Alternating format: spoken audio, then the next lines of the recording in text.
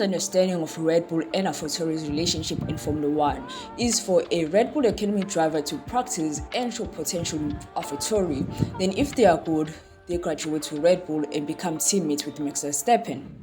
However, over the last couple of years, it has become a bit confusing.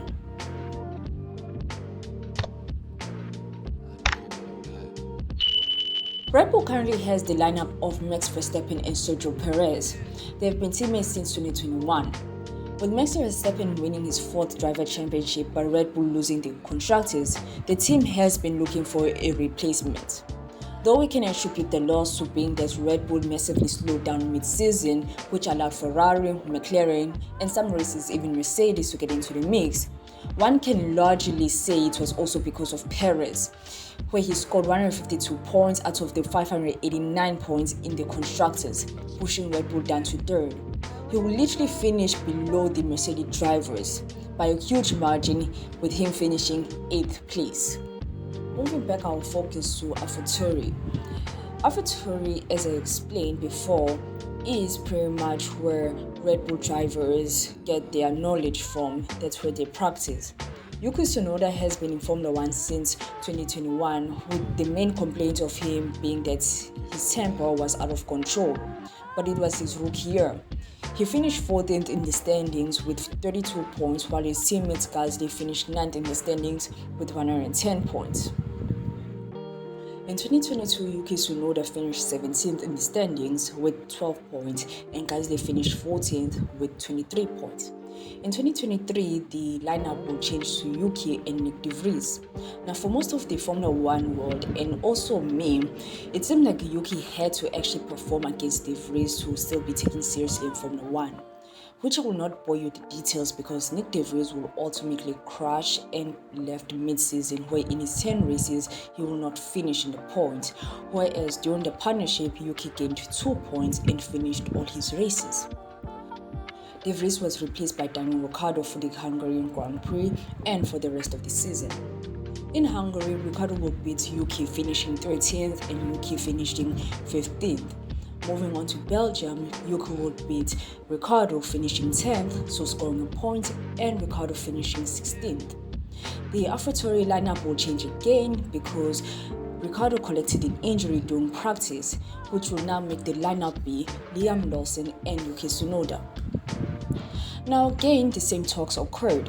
Yuki had something to prove here. His partnership lasted 6 races, where Liam Lawson will come out of the best of the two, with him scoring 2 points and Yuki scoring 0 points.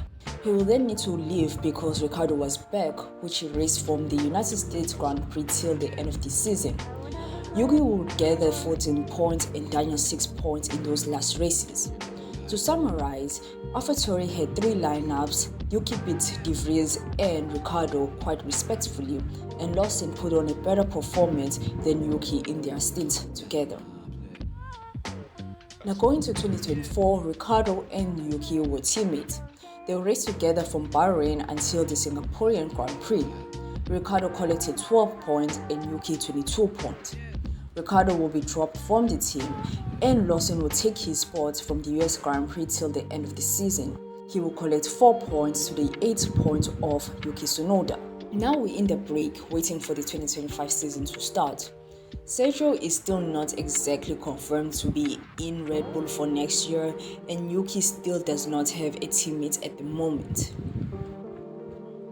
I will be honest and say I have been off the Daniel Ricciardo hype train since maybe his 2nd season with McLaren. For me, he just struggled way too much against Lando Norris, and I do understand the car was not up to his driving style, but at some point it just got a bit boring and annoying.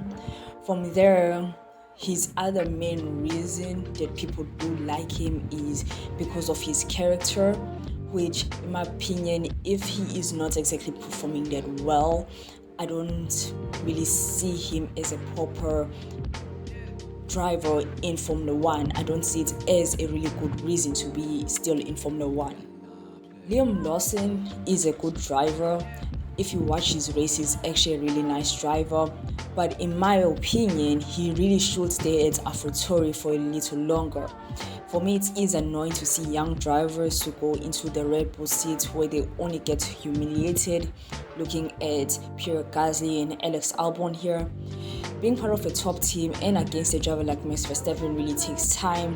And I feel like majority of Formula One fans forget that over the years we've had Lewis Hamilton, Sebastian Vettel, and Max Verstappen. So I'm pretty sure we do get a bit too happy to see a driver performing straight away. Now, going off a tweet I saw, someone said they should be hiring someone like Carlos Sainz for the Red Bull seat, which is something I agree with, probably more than Yuki Tsunoda. Sainz has been in the front row for years, won podiums, and is a very competent driver. However, he will need to be a second driver, which I don't think he will be very happy about. But then at the same time, anyone who goes from Ferrari to Williams to Red Bull will be a second driver of Red Bull any day of the week. What do you think of the driver lineup problem for Red Bull? Do you think Yuki Tsunoda deserves the place? Do you think Lawson is ready? And do you think possibly Ricciardo can come back? Comment down your opinion. If you liked the video, you can like and subscribe. If you did not, I hope you have a good day.